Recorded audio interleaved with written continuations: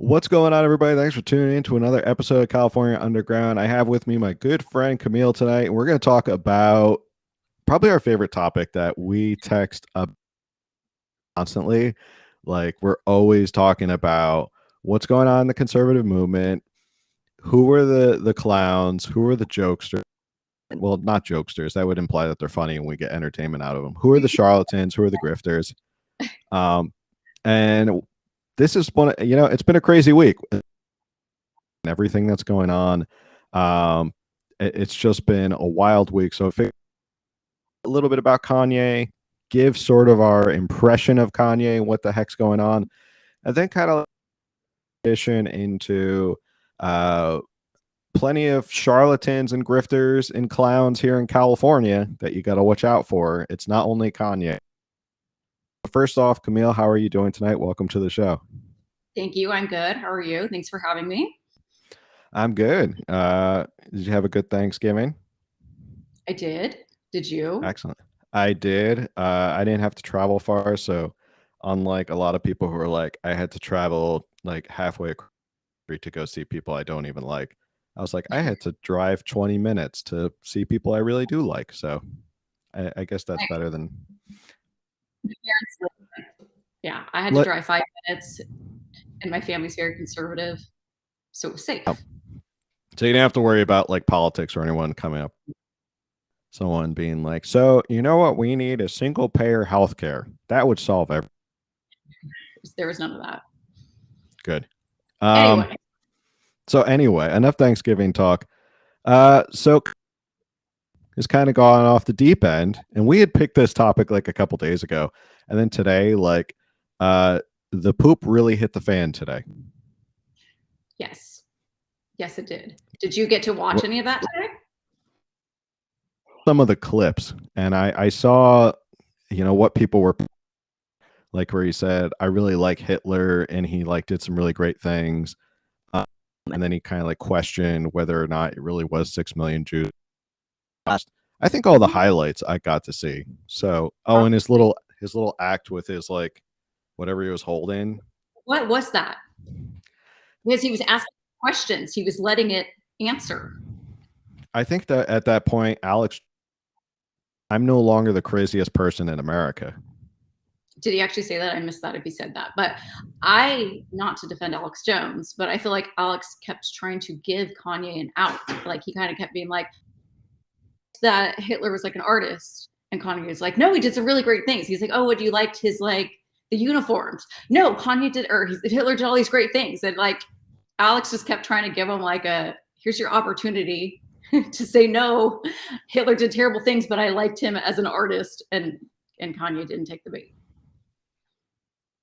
Yeah, I don't know what was up with the mask and all that stuff, but my feeling about Kanye is, and I saw someone right before we hopped on, and I got really frustrated because somebody was like, is Kanye a plant at this point? Like, is he a plant to make the right look? My whole thing is, no, he's not a plant. Like embraced Kanye the minute he put that MAGA hat on. And they were like, we love Kanye. Kanye's got to be a part of all these. And so once you embraced him, now all of a sudden he's gone off the deep end and everyone's like, oh, maybe he's a plant to make us all look bad. And I live with it. Like you embrace this guy who was kind of teetering on a little bit of kookiness at that point, and then he's now gone full like kook. People are trying to like back away from it and be like, oh, it's not us like that. We're not really that crazy. It's like, no, you got to own it. You embraced Kanye. You embraced him when you put on the MAGA hat, and here you are. So, well, that's what we do. Yeah, I mean, that's what we do. Somebody says something we like, and immediately we praise them and make them our savior and put them on a pedestal, and then we're ready to cancel them the second that like right now today we don't like Elon Musk because he wants to implant brain chips, but yesterday we loved Elon Musk because he was letting everyone back on Twitter. So, we canceled Apple to I often text you and tease you and tell you like, oh, by the way, we're canceling Apple now. throw away your new MacBook. We're not canceling Apple anymore We because uncanceled Apple today. So we uncanceled Apple. we were totally team Kanye, but no, now he's canceled. Hard to keep up with all It is. the. We are far worse than the left when it comes to canceling culture. It's so fast. People are like, "Oh, I don't like this because there's something I can't remember show that I was like, oh, I really enjoy this show," and people are like, you can't enjoy that show because it has blah blah blah character. I'm like, so it's a no entertainment, no entertainment allowed. no fun entertainment allowed. I was gonna say something and now I forgot.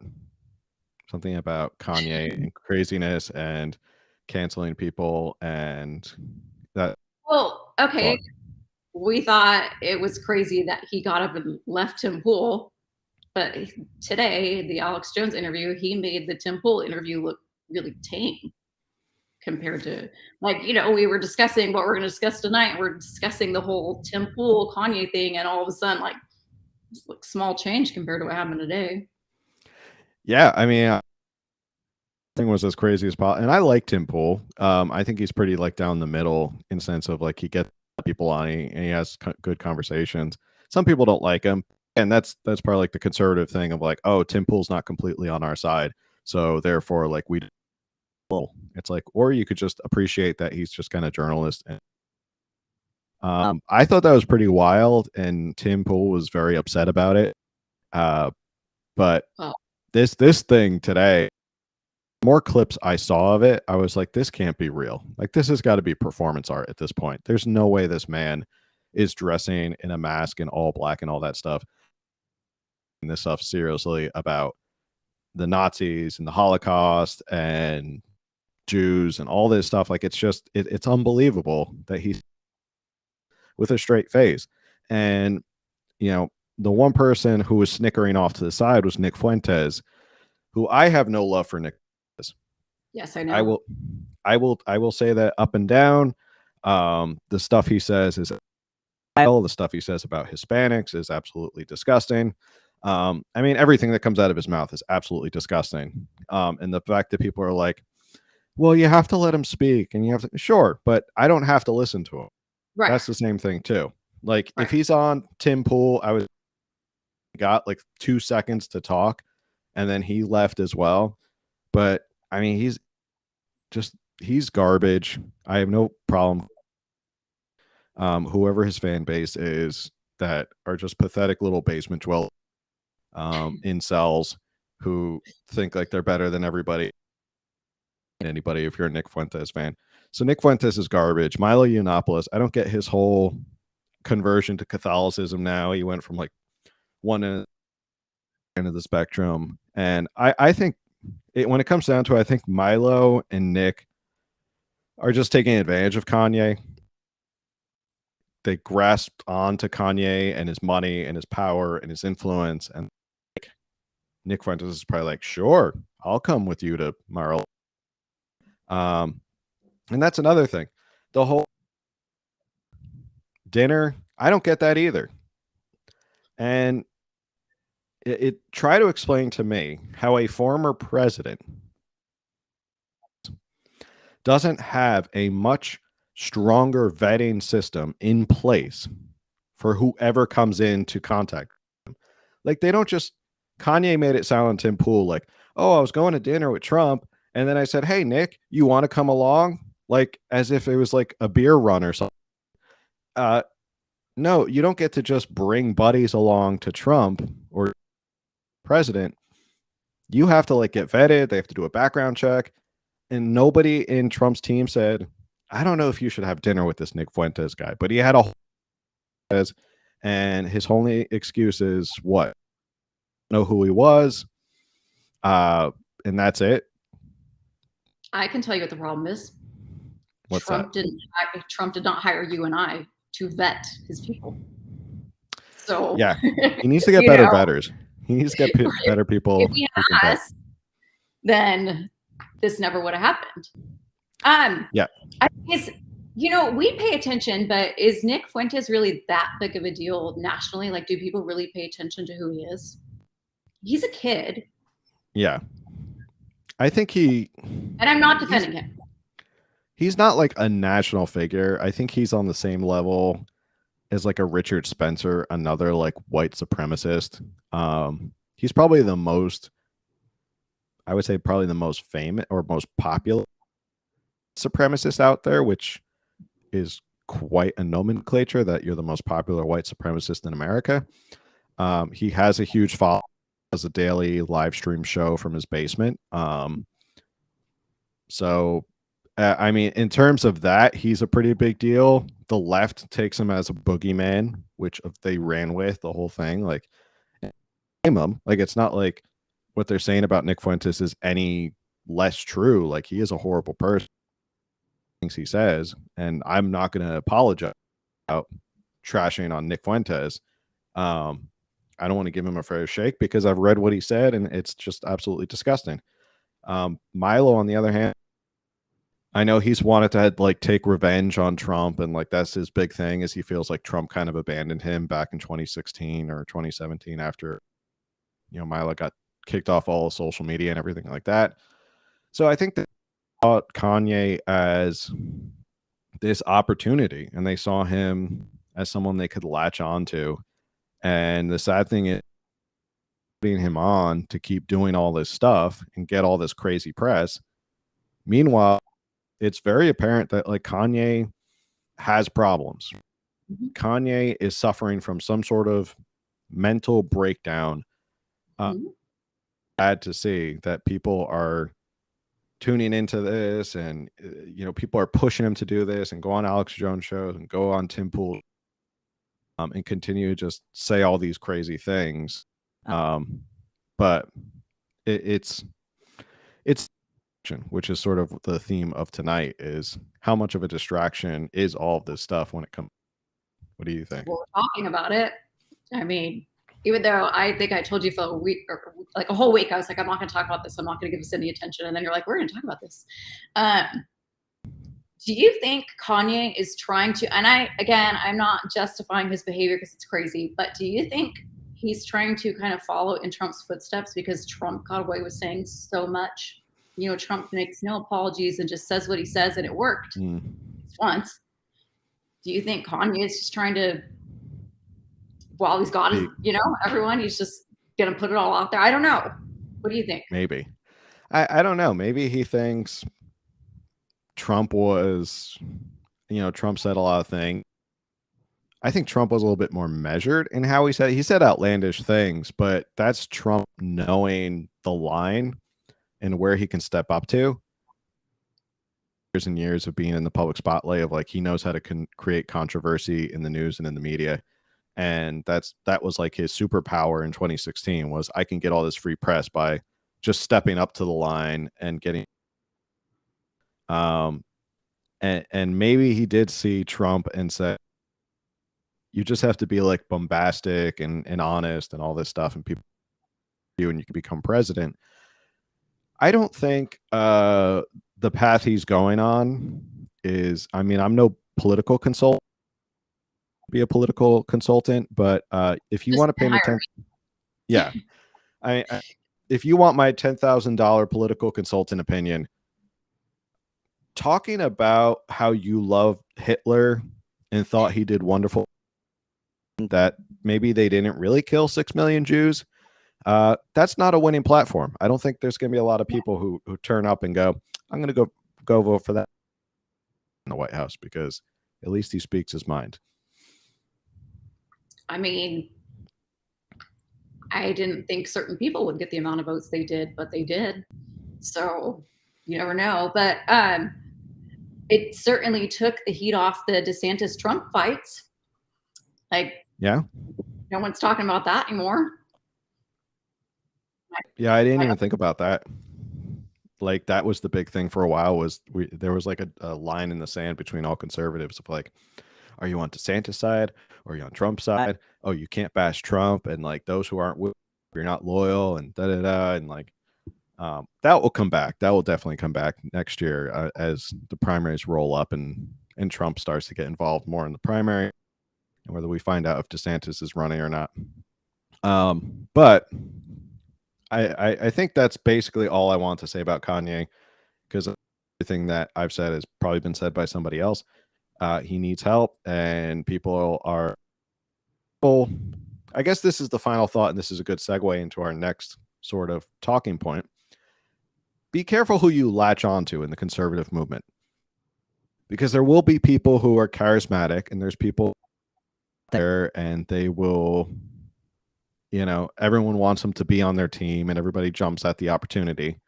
But like we vet who you support and who you kind of allow into the conservative movement. And California, we definitely see our fair share taking advantage of conservatives here in California for a lot of money. My simple rule is this. You are, in my definition is this. In my book, you are a grifter if you take people's money and you don't do with that money what you're supposed to do with that money. If you say, I'm going to run for Congress, and you take that money and it goes to something for Congress, you are a grifter. All right. Would you agree with that? Yes. But are you going to name names, and are you going to give specific examples? Oh, yeah. We've already talked about this. Okay. This is meant to be a spicy episode. We're going to talk about names first, because then I get sued. Then I have to hire you. And then you have to hire me, and we start all over again. Yes. Lawsuits. Truth is an absolute defense to. So anybody out there who's like, I'm going to sue you for defamation, good luck. Truth is an absolute defense. So who should we start with? The state level? Should we start on the congressional level? Is there anybody who's... Let's do Congress. Okay. Let's start with Florida and Omar Navarro, who, as of just a week ago, in with his fiance out in Florida. Well, 6 days after the election, he announced he moved to Florida and has a fiance. Congratulations to him. Congratulations. Send a fruit basket to the future Mr. and Mrs. Navarro. Yes. Yeah, because nothing says I want to save California like running for Congress and then leaving the state within days of, in fact, the election isn't officially called yet. Nothing is certified. Even though, I mean, it's been clearly over since like. Well, I guess that was, that was kind of like the icing on top. We should have started at the bottom with funds and where they went and the district switching and the running in a really blue district. I mean, there was all the things. So walk through that. So if people don't understand, how many times did Omar switch his district? Because he didn't run just for he ended up back, which is running against Maxine Waters. Although no, that's actually Joe Collins. But either way, I get them all confused after a while. Well, they both ran against Maxine. Yes. And then Joe ran against Ted Lieu, right? Yes, and Ted Lieu. He did not win. No. Omar decided, maybe it was after redistricting, he switched districts. But then I think it was the same day or the same week, he basically amended his filing and switched districts 2 to 3 times and ended up back where he was against Maxine Waters. I remember he was going to run in Kevin Kiley's seat because he believed Kevin Kiley was a rhino. My lights are having issues. Your house is haunted. It is. It's because we're talking about these people. That did not happen. So, knowing that you're like, there's nothing wrong with getting a fiance and moving out of state to go get married. There's nothing wrong with that. But don't take people's money and campaign and try to pretend like you're running an honest campaign if you're literally moving out of state the next day. Yeah, I mean, even if we back up farther, running against Maxine Waters and asking, and I get this pushback DMs sometimes. People are like, "No, we have to fight everywhere." I'm like, we don't have to push everywhere. Like, there's a reason we districts are and how close races have been historically. And running in a race where Maxine Water gets more than 70% of the vote is not a smart move. Like, you're just not going to win. I don't care how many badass Arsenal media ads you make. It doesn't matter. Maxine Waters is going to as a congresswoman in that seat, and then her daughter will take over. It's just not going to happen. There are much closer races. If you're serious, you're a serious politician, you'd sit down and go, hey, this is a race we can win based on the numbers and based. I think we can win this race. We're going to give it a good old college try. If you show up to a race like that, that has no chance, and Joe Collins back in 2020 and he spent $10 million and pissed that away, who knows like where it all went into secret corporations that just popped up overnight. I don't think you're running an honest campaign. And when you ask people in races that are just dead in the water on arrival, you're already grifting people, because that race is not going anywhere, right? Can I play devil's advocate there? Sure. If that's the case, then we shouldn't be running Republican governors candidates in California. That's a good point. Yeah. I mean, 2-1, a Republican governor would be dead on arrival, right? Yeah. I guess the difference is a Republican governor, it's a top of ticket sort of issue. So if you have a Republican governor running in California who's a good candidate, ticket will most likely filter down and get more Republicans down ballot. So, and I mean, I agree. I do agree. And then, of course, that's a federal issue versus a state issue. We're trying to save the state and then kind of, grow from there. So, no, just to clarify, I do believe we should run Republican governor candidates. I was just saying people, that will be something probably in your DMs people are going to get mad at you about. It's like, why would you say that? Because it is true. We can't win a race if we don't run somebody else. Like, we'll never win a race if we don't run anyone in, that's impossible. But there were other flippable districts that we should have been focusing our time and money on. And if you donate to a candidate who then turns around and spends tens of thousands of dollars to buy Instagram followers to make themselves look bigger than they are, that's not really helping anybody. Yeah. And it like the meme I posted the other day, like, this is just the formula, is as long as you run on these social media campaigns that get you more followers. So yeah, by the end of your campaign, you have 200,000 followers, and everyone's like, look at how popular they are. They have 200,000 followers. Isn't that fantastic? And you're like, okay, first off, votes, so forget that. But then when they're done and they look, Omar, I don't think could even wait like 2 weeks. He was already putting some crap made in China that looked like Thor's hammer. It opened up to be a toolbox. It was kind of a nifty little thing. But either way, I do. I have it where all my tools are now. I just walk around I walk around the house with Thor's hammer. We're going to see you with your little link. Yes, pretty soon I'm going to have a link for Thor's hammer. I think it makes me look more badass, like when Yvonne asked me to fix something around the house and I get to pull up Thor's hammer. So, but that's besides the point. I'm so sorry to Yvonne. I am not endorsed by Thor's hammer toolbox, whoever makes that, but it is a formula. I stand by that. It's probably made in China. It's absolutely made in China, or Vietnam or Thailand or something like that. But yeah, that seems to be the formula of, as long as I have followers, I can immediately just go and like sell this crap to people. And it's funny, like, you see the same crap that he was pushing that I just recently had to unfollow, because they're all they do is push a whole bunch of crap. Really kind of but anyway, I lost my train, kind of sidetracked about Thor's hammer and Omar Navarro. He pushed something else about you're like protecting your yes. Moral of the story, is that he was running in a race that, yeah, we all don't like Maxine Waters. That's very clear.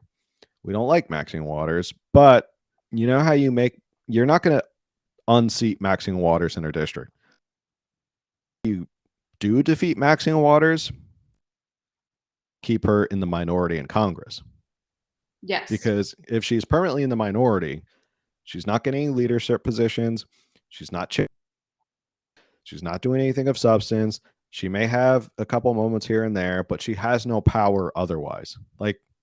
And I think conservatives and Republicans have to get better at the idea of you have to be strategic. Where if you want to lessen or get rid of Maxine Waters, why don't you just get rid of her influence and her power in DC?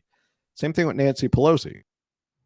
That way, you're never going to unseat Nancy Pelosi. She could die in that.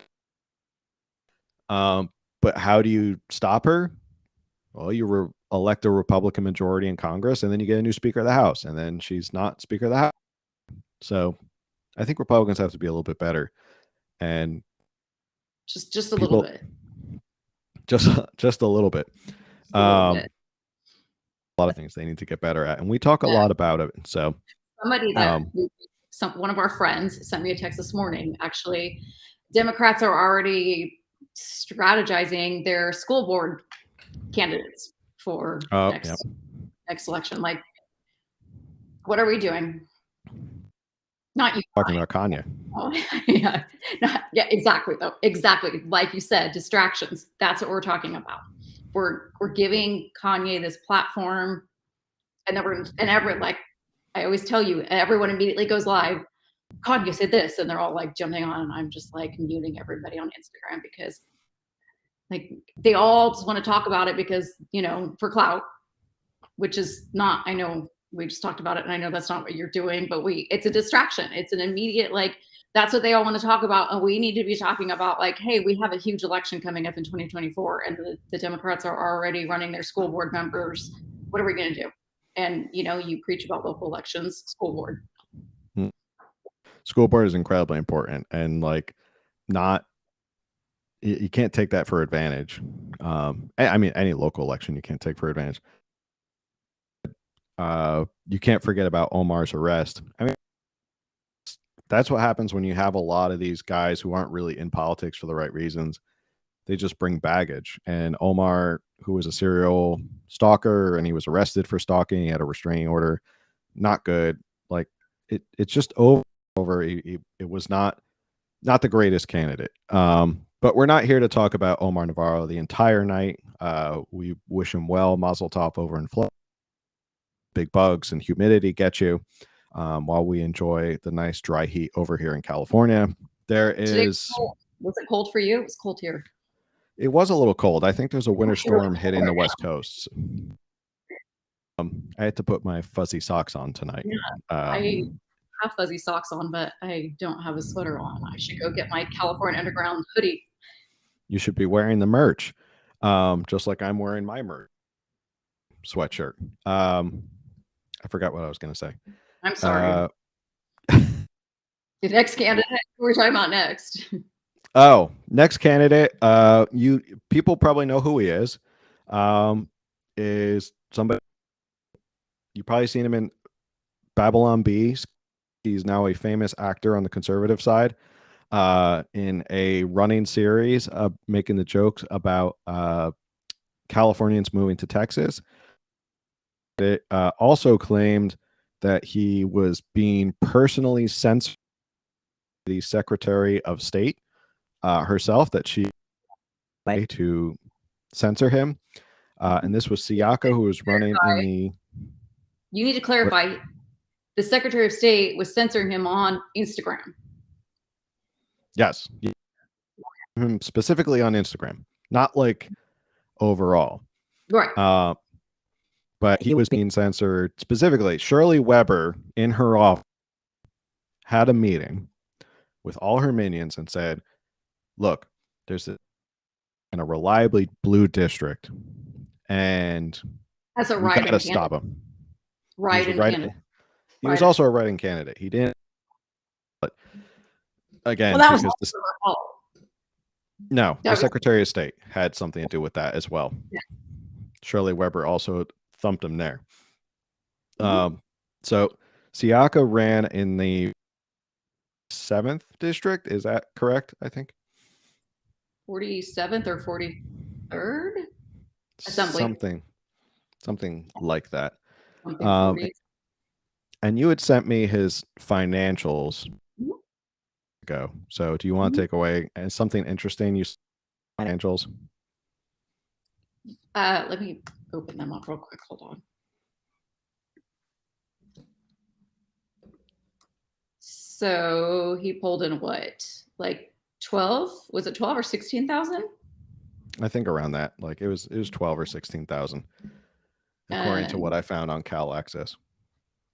and then 6,000 ish of that was paid to a woman named Charlotte Young. Well, from what I know, they lived together because they were engaged to be married. Oh, interesting. Okay. Yes. So is she, do you think she's a professional campaign manager? I should have looked that one up. I did not look that up. I should look up how much she's been paid by other candidates on Cal Access. Give me a second, Phil. You speak. Okay. Camille. And What talk to do? about, yeah, and she's going to look that up and talk, and I'm going to talk about, okay, and the fact that he raised 12 to $16,000 in a district that was also reliant. And in the last, I guess, month or two, he was more interested in doing Babylon B sketches. For me to believe that a candidate who was serious about running for the assembly district actually would have taken time away. Anybody who's seriously running for any sort of political gain, you know that you have to spend like every waking minute running for that campaign. You have to do mailers, you have to do so many different things. For you to take time off and then like just go and do all these Babylon B, and Babylon B is not a small company, so it was like obviously you want to jump at the big opportunity to get that much exposure. It's hard for me to believe that you were that serious about actually campaigning and doing something, and winning that race. Did you find out who Charlotte Young is? Well, I know that she's only ever worked for Siaka. Or let me clarify, that's on Cal Access. I didn't look up the FEC. Got it. Worked for like federal candidates. She may have. She may have. We don't know that. But as for like state candidates, she has not worked for anybody else. Yes. Or at least not paid. Not paid. Well, maybe she worked for people who didn't file their financials. We know some of those. We do know somebody like that. I shouldn't accuse her of that. I'm just making jokes about people who don't file financials. Right. So candidate who, and this is interesting about Tennessee, who was serious and who wasn't really serious for their elections. And these are just two candidates who come right off the top of my head about running their elections or running for their specific districts. And this is a candidate also who I think believed that they could win their race for the assembly district just through IG lives, which again, you're not going to win a race just through going on live on Instagram. Still talking about Siaka? Still talking about Siaka. He was banned from going live because the Secretary of State interfered and got That, him. oh yeah, I'm sorry. I'm right. But maybe that would have worked for him. If he had gone live more, that was what was really holding him back. No, he needed to be at events, but if he was filming for Babylon B, I don't know how he had time to be at events. Our good friend Sal just pointed out that 30% of what he raised went to his fiance. 30%. Thank you, Sal. Thank you for the math Which, breakdown. if they live together, then that like went to their rent. So congrats. It went to combined resources.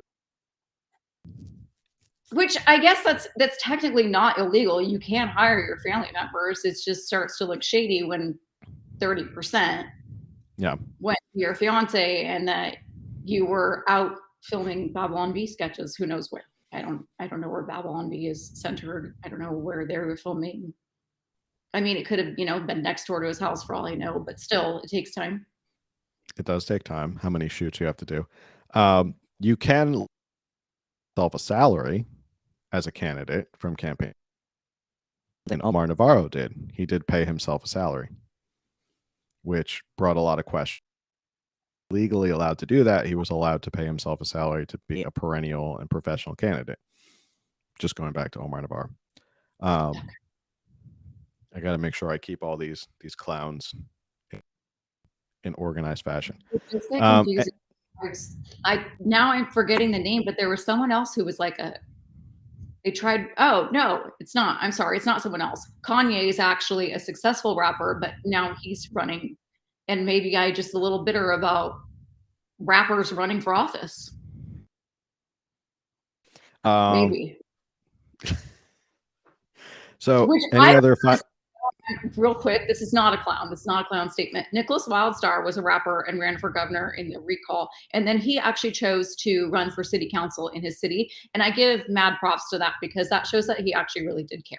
Like he genuinely cared about change. It was like, okay, that did not work out. I'm going to run locally, within my city. And like, good for him. Is an actor, so maybe he needed the money. Obviously, I mean, yeah, if you're gonna, it's a good acting gig if you're gonna get. I mean, the sketch blew up. Everyone saw it.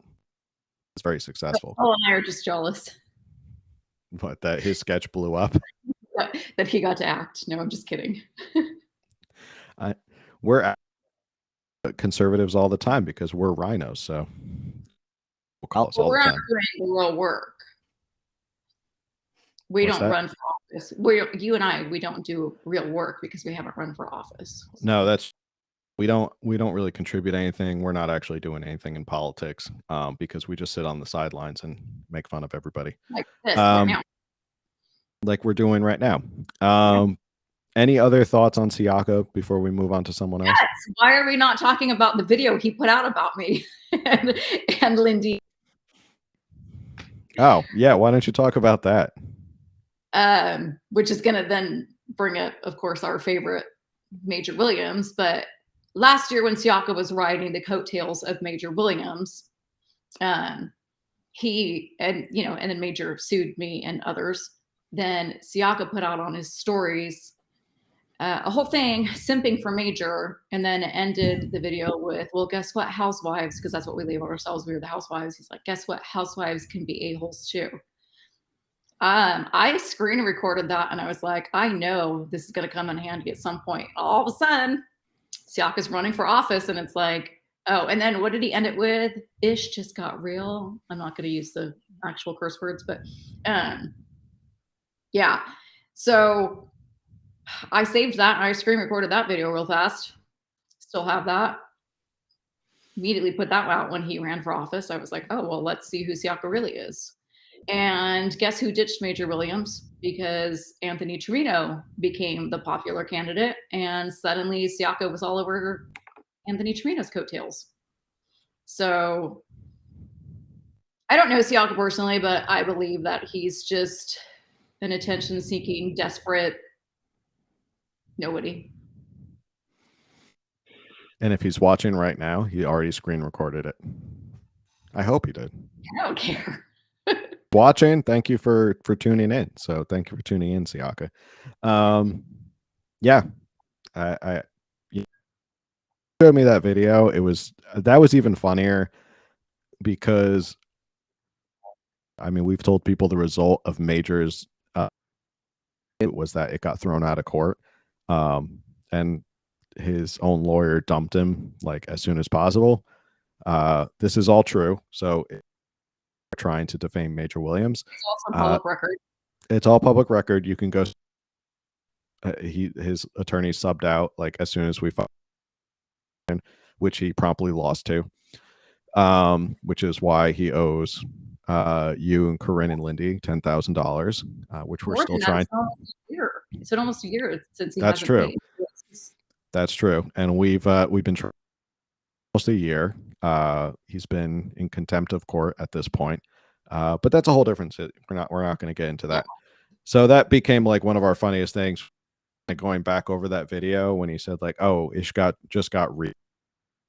Yep. It got real for Major Williams, not for everybody else. So we like to play that back, and that was that's our favorites. Major loves taking L's, even with his own attorney, says Carmen in the chat. Carmen, Final thoughts on else you want to say before we move on? Who do you want to move on to after this? Do you have any conservative clowns you want to move on to? no, you go ahead. I mean, I'm trying to think of other ones we could pick. Yeah, we just talked. Obviously, Major Williams came with his own actions. I mean, there's so much more with him, but I don't know. I have to be careful. I know.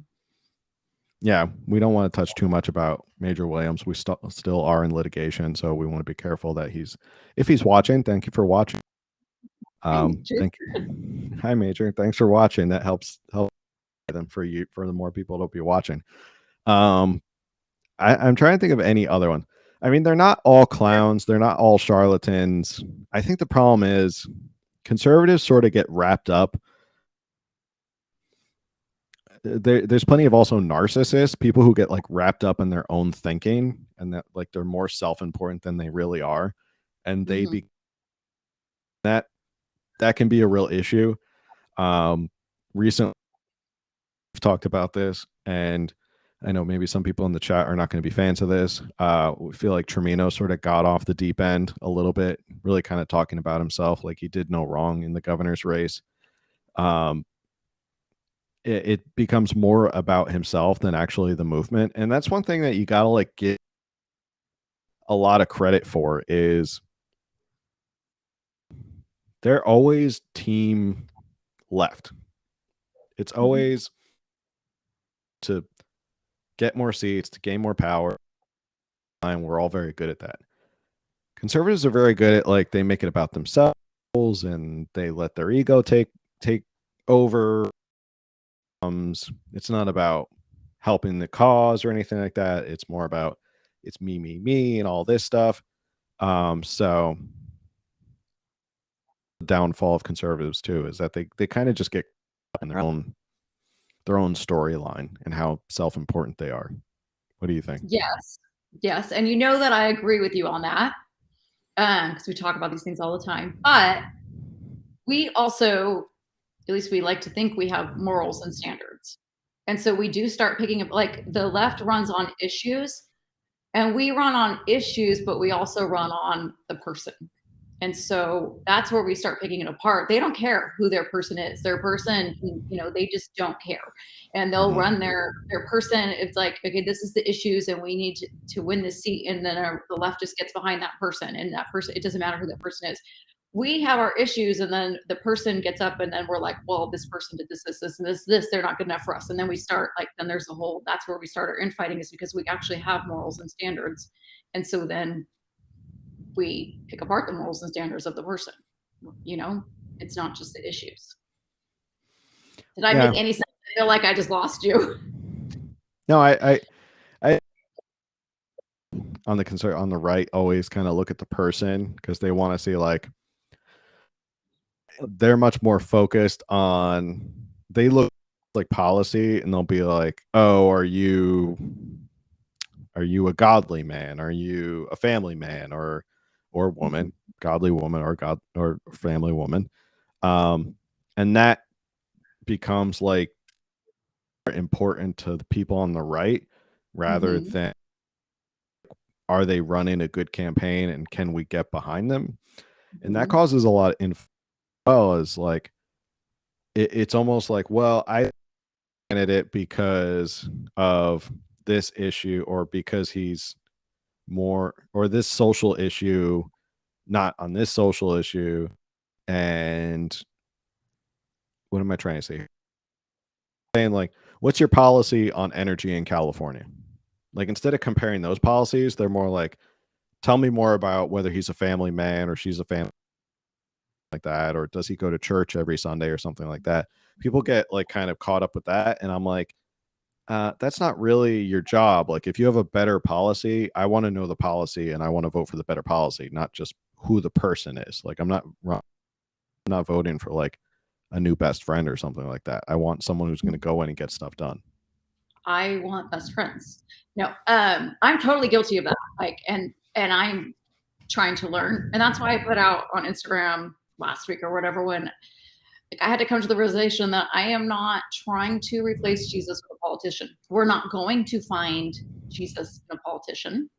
And I think we do that. I mean, we talked about that earlier, like the savior complex. We're always looking for, oh, this person said this, so we love them now, and now we're totally behind them. And then we put them on the pedestal, and then we're like, they need to run for office. Let's get behind them. And then we're like, oh, they had an affair 10 years ago, and we're dumping that person. And like, yes, we want people with morals, absolutely, but I know I'm definitely guilty of doing that with like, especially because I pride myself on vetting candidates where I'm just like, oh, no, I don't like that. This is, they did this. And again, we want moral people, but we do pick apart. We're not willing to forgive things. Like we need to see that they are actually a changed person, that they're working on themselves, and like, are they actually qualified for the office they're running for? But instead, yes, we are like, well, I saw them at church and they didn't even close their eyes when we prayed. So they're probably not a real Christian and they call themselves a Christian, but now I know that they're compromised. We do that. Yeah. And I, as a good little Catholic boy, I have this app on my phone that has like, it has the gospel and like daily reflections. The ones that just happened this past week was talking about how the daily reflection was all about how people are looking for like everybody here, everyone's looking for that savior. And that's why people bombastic individuals and they want this person to come in and they want like Trump to come in and save the country. They want, he didn't specifically say Trump, but he was just saying like politicians in general. And that becomes really a problem in our society, is that everyone's looking for like that savior to come in and somehow cure everything in our society and like just all of a sudden get in office and like wave a magic wand and all the problems are. And like you're saying, and I agree with it, is that people are starting to look for a savior in their politicians, which is scary because then people, and this was what was happening right after the whole Trump DeSantis thing. I see a lot of people who were diehard loyal to like Trump. They were like, I'm loyal to Trump till the end. And I'm like, don't be loyal to politicians. Like they'll turn on you, they'll lie to you, they'll break your heart. And I don't know, just the complex that we have in society now is everybody's politician that we vote for has got to be a savior. They got to be perfect. They got to be this great hope. It's like, why don't we just elect the best politician? Like, doesn't have to be Jesus Christ incarnate. Like, they're just run. I'd like my streets to be clean. I don't want my parking meters to be dirty. Simple things. I don't need Jesus Christ to walk in San Diego. Like, just do the simple things. Does that make sense? Mm-hmm. Well, yeah, and that's what I'm saying. And like I'm learning. I'm totally guilty of, not that I'm trying to elect Jesus because it's not an option, but I am guilty of the picking apart and being a part of the infighting that, because they're not perfect people, but nobody's perfect. And again, it's just like, who's the best candidate for the specific office? And I need to focus on that more because I'll let Jesus figure out the rest. Okay. It's funny. We're we're talking about not picking on people, yet we're picking on people. But we're picking on people because we're trying to like educate people. We're trying to educate people look for that are red flags. And we've been saying this. How long have we known like vetting? Almost like 2 years now, I think. It's been longer than that, I think. Almost 2 years. Something like that. Yeah. And I think our whole thing is like we just got to keep reminding people like these are the red flags you have to look for. So keep an eye out for these things. Right. No, you're right, because we're not picking apart because we're trying to justify that we're not hypocrites. No, like we're trying to say like you're not a real candidate if you're using campaign money to go shopping at the grocery store and buy Instagram followers and then leave the state the next day. You're not a real candidate if you're not out there campaigning and just doing whatever you want and paying your fiance. Like those aren't people that really want to save California. Those aren't people that really want to save the country. Yeah. I mean, it's who I just preach like prosperity gospel and all that, like, and all about materialism and superficiality. Like, I think calling them out and saying like, are you really preaching gospel or are you preaching so you could make more money and get more clout? Right. Be skeptical. That's a whole other topic. That's a whole other topic. I don't know if this podcast is ready for talking about really prosperity gospel. The church trying to, yeah. Well, you're trying to find a church, isn't that true? You're trying to find a church again. I want to try to find a church again. Don't judge me. Stop. Next person. It's okay. As I think it's funny because again, as a Catholic, like I went to this one event and it was like all about prosperity. Really like squirming in my seat because I was like, this is so weird that all they're like preaching and just follow us and follow our church. And if you join our church, look at how much money you'll make. Like you'll have all this money and stuff like that. I'm like, what the heck is going on here? This is a church. Anyway. Why didn't you stay there? So I need to, no, I'm just kidding. I need a hot wife. Well, oh my gosh, I realize that this is like on audio version. I am totally kidding. I've never invited back. Like I just got fired from this. Immediately fired. All right, so we got a couple minutes left. If anybody has any questions in the chat, the chat's been kind of lighting up. Carmen is just going ham right now. Do you want me to read everything she said?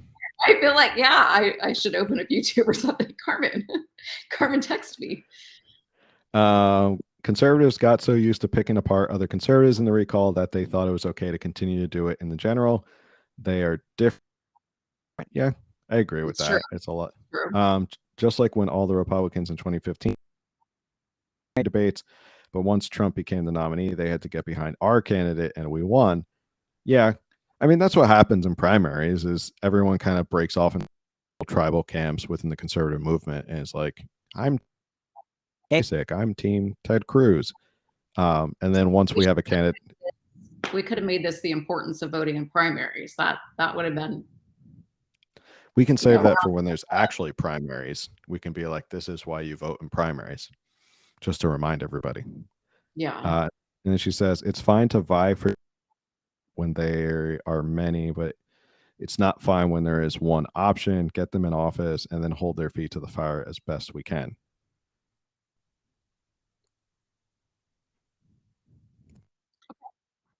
No, I agree. I agree with Carmen on that.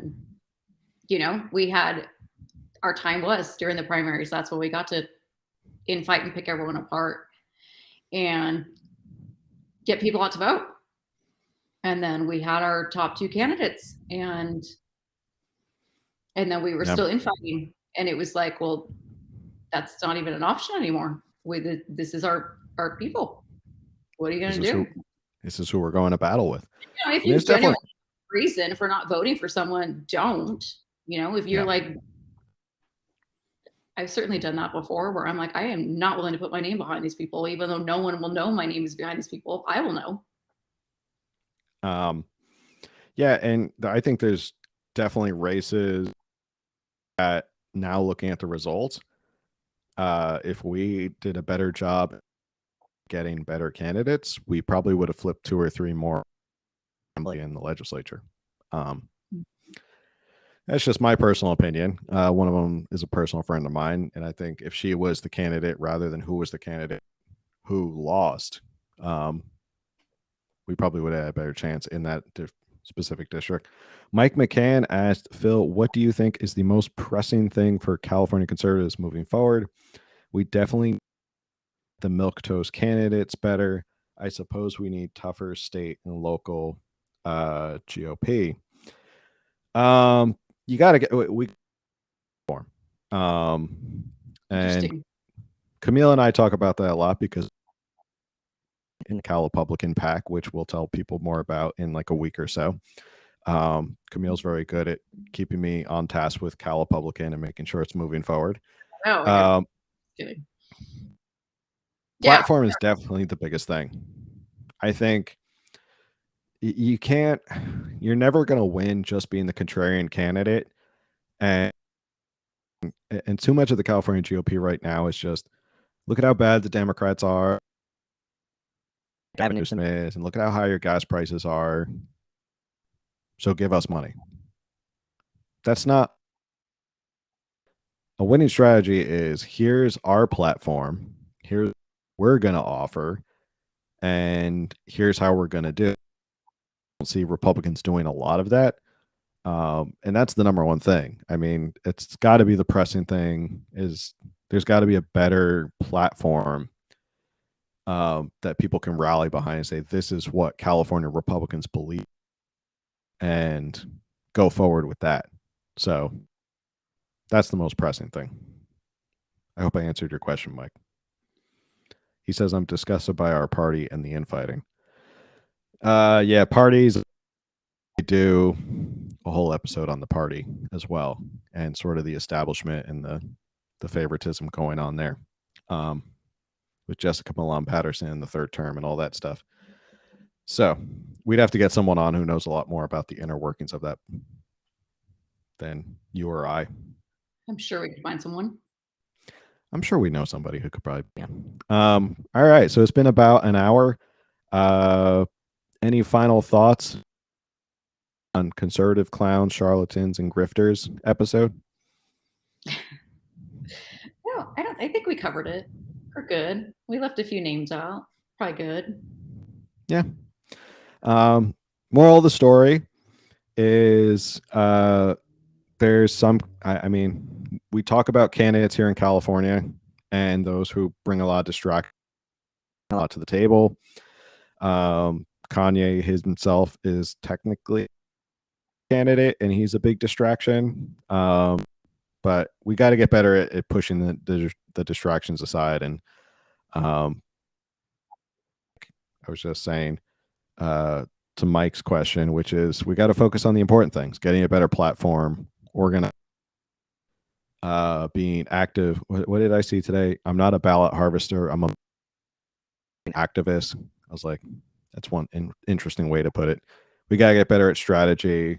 We got to play the game better. Because focusing on what, Kanye loves not helping anybody. It's not helping anybody here in California who's trying to make its meaning. It helped Alex Jones make Alex Jones look less crazy. It did. I didn't think you could look less crazy. Kanye did it on his show, which is pretty impressive. The guy who talks about gay frogs and lizard people was not the craziest person on his show tonight or today or whenever they recorded this. Mike McCann also said we miss Joe Collins. There's a whole video I did on Joe Collins on my YouTube if you want to go check it out. All right, so we're going to end the show for today. As always, first off, thank you to Camille and chatting with me. Thank you for having me. That was a lot of fun. This is what we chat about all the time, so this is always fun to chat about. Anyway, we're just like we're well practiced at this point. As always, if you like this show, the one thing I always request is that you text it to at least one person. It doesn't have to be a text. You can email, Telegram it, WhatsApp it, tell someone in a letter. I don't care.